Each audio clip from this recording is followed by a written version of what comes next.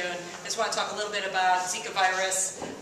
As we know, as Director Hodges mentioned, as we know, the primary way that transmission occurs from Zika is through the vitamin-infected mosquito. We have some pictures here just to show the mosquito that we're concerned about in Ohio, which is the Asian tiger mosquito.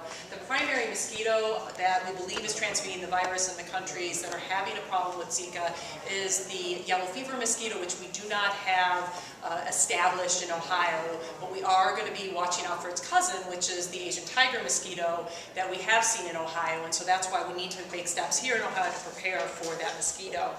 The other ways that Zika virus can be transmitted, besides the mosquito bite, is from sexual transmission from a man to a woman, from a mother to a baby during pregnancy or at delivery, and from a blood transfusion with infected blood products. It's important to note that there is no indication that the Zika virus can be transmitted through casual contact.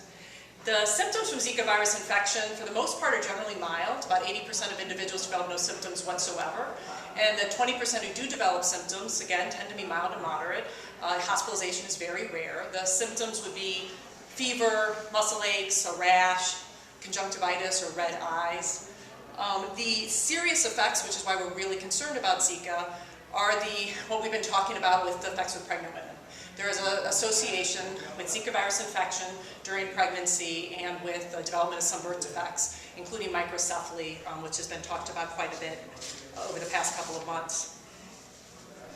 At this time, there's no vaccine to prevent Zika virus disease transmission, and there's no specific treatment for it.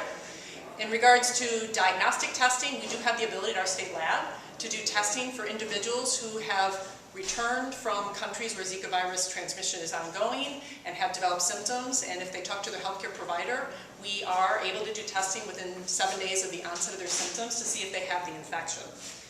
We want to make sure that people are aware of the best way to prevent Zika virus transmission, and right now, as we know, the disease is occurring in the tropical countries, the Caribbean, Central and South America. So if people are going to be traveling to those countries, we'd recommend that they take all precautions to protect themselves from getting bitten by mosquitoes, such as wearing EPA-registered insect repellent, staying indoors if there's going to be, during mosquito biting time, making sure they stay in places that are either air-conditioned or have effective screens, wearing long pants and long sleeves. So there are things we can do to protect ourselves from getting bitten by mosquitoes. Pregnant women, we would recommend they talk to their healthcare provider and, if at all possible, consider postponing their trip to countries where there's active Zika virus transmission. We do also have recommendations about if there are men who have traveled to countries where there's active Zika virus transmission, that they take extra precautions to potentially not infect their sexual partners, in particular women, and should wear condoms.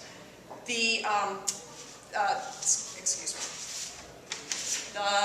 What we are doing, the director said, to gear up for mosquito transmission is we have, as he mentioned, have that tabletop. We're talking to you all here today and working with our local health department partners about getting ready. Mosquito season in Ohio typically starts when the end of the first frost, and then it goes all the way until we get the first frost in the fall. So usually we talk about it May to September. And so that is why now is the time to start preparing for it before mosquitoes start to occur. We do have traps here to show you what we can do to try to detect the mosquitoes that might be transmitting in Ohio if we do get any transmission. The mosquito is not picked up in usual traps, so we have to have some special traps to look for that mosquito.